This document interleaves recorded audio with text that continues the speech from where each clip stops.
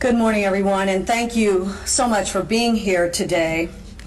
I wanted to chat with you today to talk about the city priorities with regard to federal funding, the federal funding that we've received through the CARES Act, CDBG, ESG, FEMA, and other federal grants.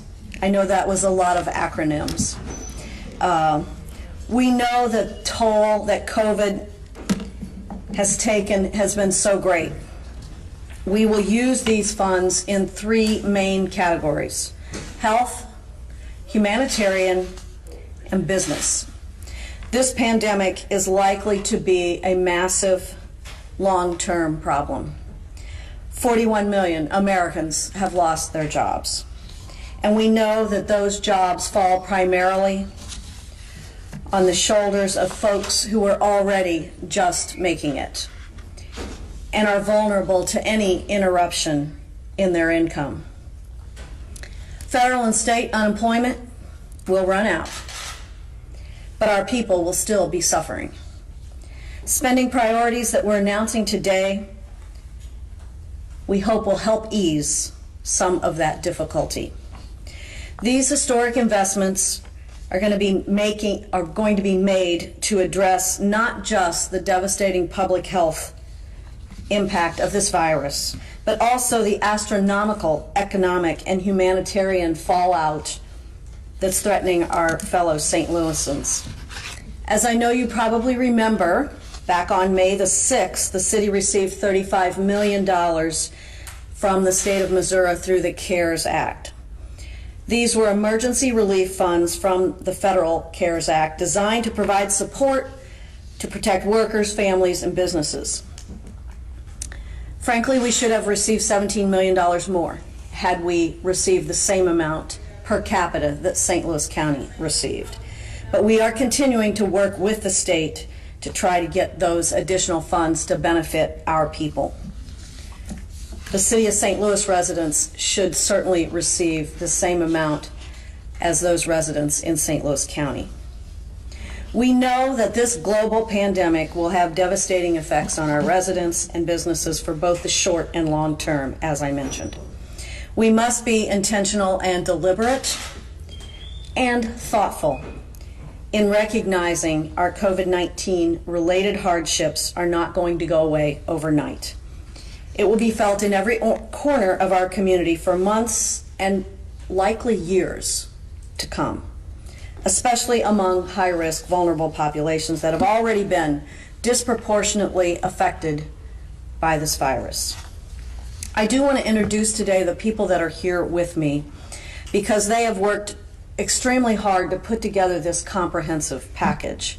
And I'll start on this end here. Steve Conway, my Chief of Staff; Otis Williams, Executive Director of St. Louis Development Corporation; Judge Jimmy Edwards, just a little behind me here, Public Safety Director; Valerie Russell, I skipped over Will Pinkney, sorry, you were out of order on my speech. Will Pinkney, Director of Children, Youth, and Families; Valerie Russell, Director of Human Services; Dr. Fred Eccles, Director of the Health Department; and Matt Moak, Executive Director of the Community Development Administration. Next week, we will be asking the Board of Aldermen to consider the priorities that I'm going to talk about right now. This is an appropriation of $64 million in COVID-related assistance for the people of St. Louis. That $64 million includes the CARES Act funding, the CDBG funding, FEMA funding, ESG funding, and a few other grants. In sort of a snapshot here, the health department will get directly about $7 million for increased staffing and technology for contact tracing and disease investigation. Also included in that $7 million is support for early childhood education, assistance for the federally qualified health centers for telehealth, housing assistance for people living with AIDS. The Human Services Department will get about $18 million because we know that skyrocketing unemployment threatens to force people and families from their homes. So to address this looming housing crisis, which really hasn't even hit us yet because some people are still on unemployment and still have some income levels. But it includes more than $5 million for rental and mortgage assistance, $3 million for utility assistance, $2 million for rapid rehousing assistance. Also, additional funds for prevention of homelessness. And last category, small business. The stay-at-home order was so devastating for our small businesses. Many of them have been closed for over 2 months and have laid off their workers. We will invest $4 million in small business support through St. Louis Development Corporation. To businesses, small businesses, primarily those 25 businesses and under who have been significantly impacted by the disruption.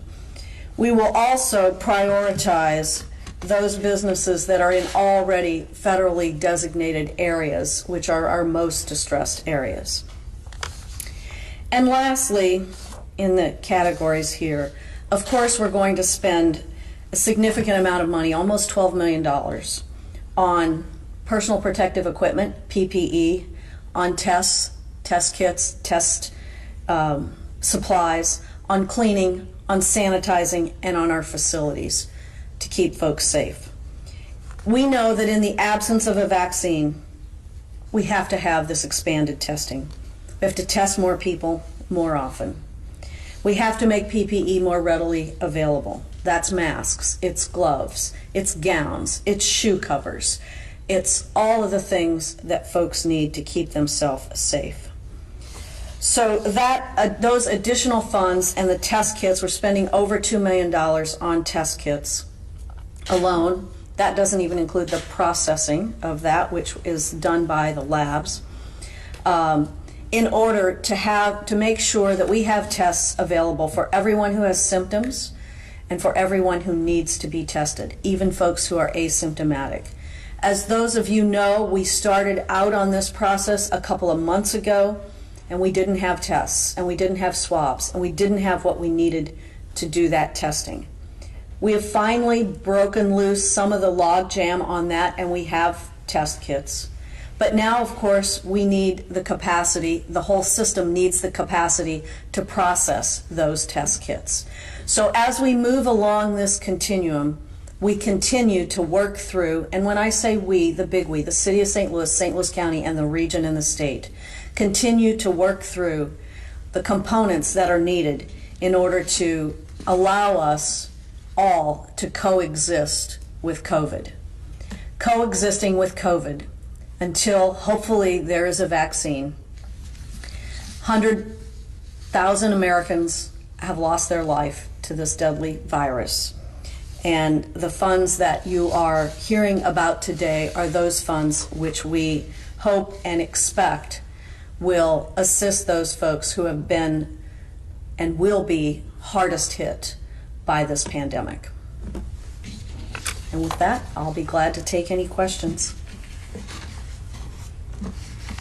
Public radio is watching remotely, Mayor, and a question from St. Louis Public Radio.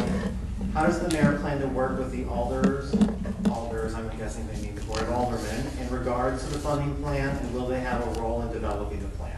They will. We're going to present our plan to the Board of Aldermen early next week, ask them to take a look at that plan. Of course, it will go through the normal hearing process.